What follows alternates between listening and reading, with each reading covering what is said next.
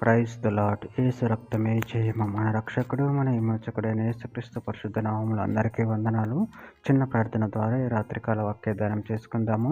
పరిశుద్ధుడ మహాగణుడైన దేవ యేసయ్య, సర్వాధికారి నాయన, మీకే వేలాది వందనములు, కృతజ్ఞతాస్తుతి స్తోత్రం చెల్లించుకుంటున్నాను దేవ రాత్రికాల సమయంలో ప్రభు వాక్య భాగం ధ్యానిస్తుండగా వాక్య భాగం అర్థమవుట్లు సహాయం చేసి మీ కృపలో బలపరిచి మీకు మాదిరిగా మమ్మల్ని నడిపించమని చిన్న ప్రార్థన యేసుక్రీస్తు పరిశుద్ధ నామములు అడిగి వేడుకుంటున్నాను తండ్రి. Amen amen.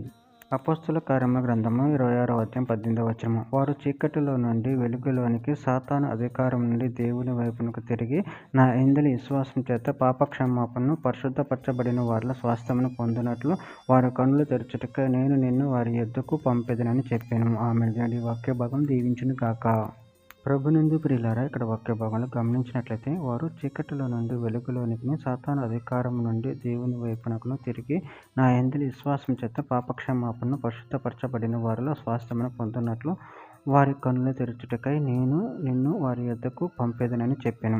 అదేవిధంగా వాక్య భాగంలో గమనించినట్లయితే కొరింథీయులకు రాసిన 2వ పత్రిక 4వ అధ్యాయం 4వ వచనంలో దేవుని స్వరూపి అయిన క్రీస్తు మహిమను కనపరచు సువార్త ప్రకాశం వారికి ప్రకాశింపకుండా నిమిత్తం యుగ సంబంధమైన దూత అవిశ్వాసులైన వారి మనోనేత్రములకు గుడ్డితనం కలగచేసిన. ఎఫెసీయులకు రాసిన పత్రిక 5వ అధ్యాయం 8వ వచనంలో మీరు పూర్వం మందు చీకటి అయింటిరి, ఇప్పుడైతే ప్రభు నందు వెలుగై ఉన్నారు. పేతురు రాసిన మొదటి పత్రిక 4వ అధ్యాయం 9వ వచనంలో అయితే మీరు చీకటిలో నుండి ఆశ్చర్యకరమైన తన వెలుగులోనికి మిమ్మల్ని పిలిచిన వాని గుణాతిశయమును పరిచయం చేయు నిమిత్తము ఏర్పరచబడిన వంశమును, రాజులైన యాజక సమూహమును, పరిశుద్ధ జనమును, దేవుని సొత్తైన ప్రజలై ఉన్నారు. కొలొస్సీయులకు రాసిన పత్రిక 1వ అధ్యాయం 13వ వచనంలో ఆయన మనల్ని అంధకార సంబంధమైన అధికారంలో నుండి విడుదల చేసి తాను ప్రేమించిన తన కుమారుని యొక్క రాజనివాసులుగా చేసిన. యోహాను రాసిన మొదటి పత్రిక 3వ అధ్యాయం 8వ వచనంలో అపవాది మొదటి నుండి పాపం చేయుచున్నాడు కనుక పాపం చేయువాడు అపవాది సంబంధి. అపవాది యొక్క క్రియలను లయపరచుటకే దేవుని కుమారుడు ప్రత్యక్షమాయెను. యోహాను రాసిన మొదటి పత్రిక 5వ అధ్యాయం 19వ వచనం మనము సత్యవంతుడైన వానిని ఎరగవలెను, దేవుని కుమారుడు వచ్చి మనకు వివేకము అనుగ్రహించి ఉన్నాడని ఎరుగుదుము.